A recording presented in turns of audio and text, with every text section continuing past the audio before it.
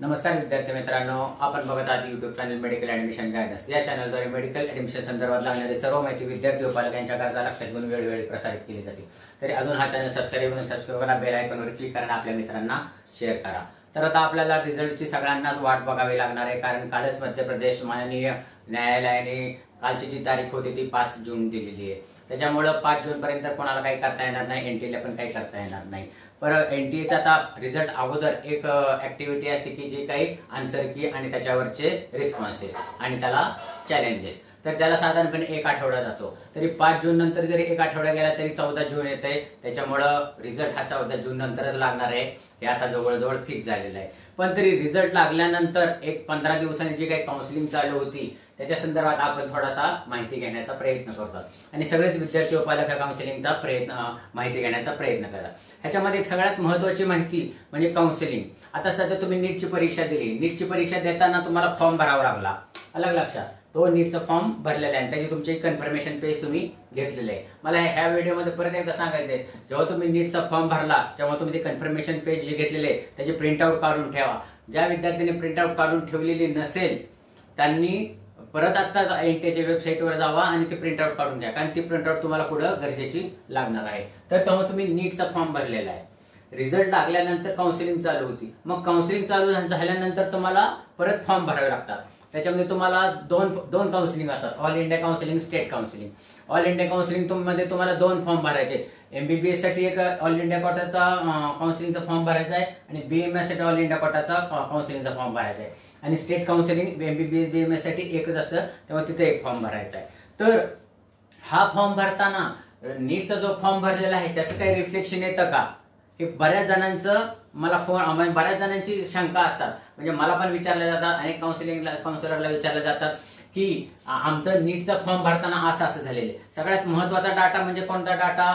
Surname, student name, father's name, mother's name, महत्वाचं म्हणजे तुमची कॅटेगरी, ईमेल आणि मोबाईल नंबर, हा सर्वात महत्वाचा डाटा असतो।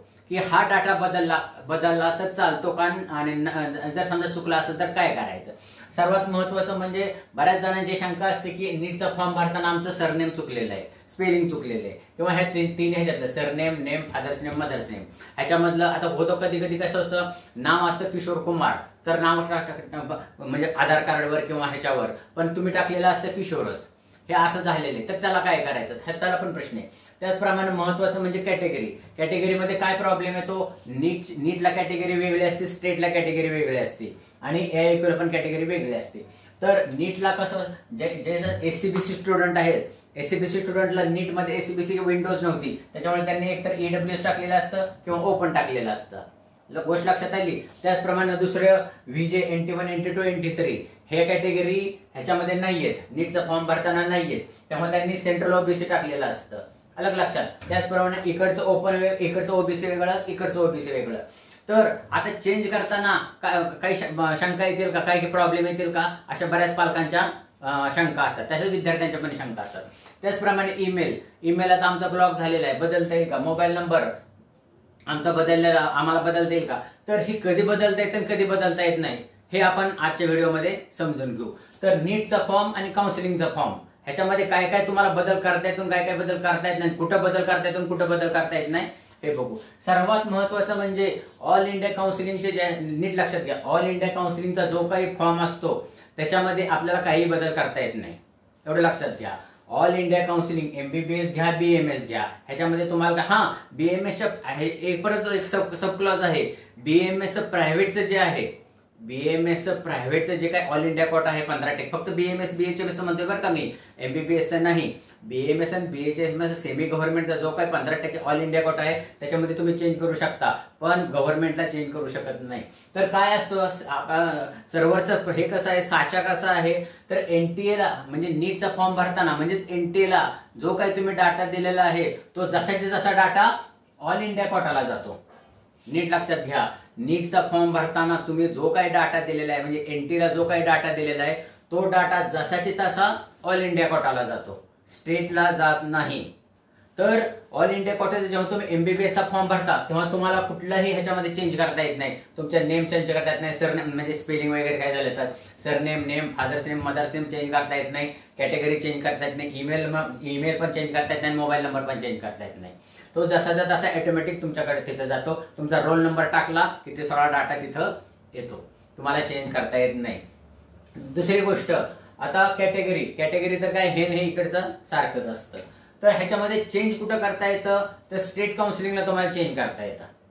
अलग लक्षात, जेव्हा तुमची महाराष्ट्राची स्टेट काउन्सिलिंग चालू होईल तेव्हा NTA चा डाटा स्टेटकडे येत नाही, तेव्हा तुम्हाला नवीन डाटा फीड करावा लागतो.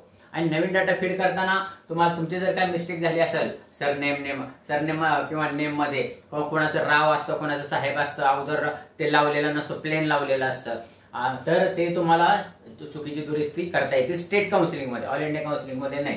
त्याचप्रमाणे कॅटेगरी, आता जर ह्याच्यामध्ये मेजर प्रॉब्लेम म्हणजे SCBC स्टुडंटचा आहे. SCBC स्टुडंटनी जरी समजा इकडे EWS किंवा ओपन टाकलेला असेल तर त्यांनी स्टेट काउन्सिलिंग मध्ये SCBC टाकायला काही हरकत नाही. त्याचप्रमाणे OBC, इकडे सेंट्रल OBC असतं, इकडे प्लेन OBC असतं SCBC स्टुडंटसाठी, त्याच SBC स्टुडंटसाठी. तसेच VJ NT1 NT2 NT3 यांनी इकडे सेंट्रल OBC टाकलेला असेल काही प्रॉब्लेम नाही, इकडे तुम्ही तुमच्या नेहमीची कॅटेगरी टाकू शकता. तर ते हे आहे ते स्टेट काउन्सिलिंगला सगळे विंडो ओपन असतात.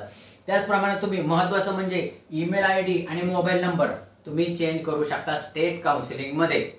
अलग लक्षात, स्टेट काउन्सिलिंगच्या ह्याच्यामध्ये ईमेल आणि मोबाईल नंबर तुम्ही चेंज करू शकता. NTA चा मोबाईल नंबर नाही दिला तरी चालतो. आणि BMS आणि BHMS ह्याचे जे सेमी गव्हर्नमेंट आहे, BMS आणि BHMS यांचे जे काही सेमी गव्हर्नमेंट आहे त्याचा जो 15% ऑल इंडिया कोटा आहे तो पण ते पण जागा स्टेटच्या ह्याच्यातून वेबसाईटवरूनच भरल्या जातात. विंडो वेगळी असती, म्हणजे महासेट.org ही जे काही आपली महाराष्ट्र स्टेटची CET सेलची ही आहे वेबसाईट आहे, त्याच्यावरूनच तुम्हाला ऑल इंडिया कोट्याचा फॉर्म भरावा लागतो, पण विंडो वेगळी असते, एवढं लक्षात घ्या. तर मला वाटतं की नीटचा फॉर्म आणि काउन्सिलिंगचा फॉर्म ह्याच्यामध्ये जे काही बऱ्याच पालकांची किंवा विद्यार्थ्यांच्या ज्या शंका आहेत त्या तुमच्या निरसन झाल्या असतील. लक्षात आलं नसेल तर परत एकदा व्हिडिओ पहा, म्हणजे तुमच्या लक्षात येतील. या भाषात माहितीपूर्ण व्हिडिओसाठी ह्या चॅनलला सबस्क्राईब करा, बेल आयकॉनवर क्लिक करा आणि आपल्या मित्रांना शेअर करा, कारण हा चॅनल मेडिकल ऍडमिशन संपेपर्यंत तुमच्या बरोबर राहणार आहे. एवढं बोलून आजचा विषय थांबवतो. जय हिंद, जय महाराष्ट्र.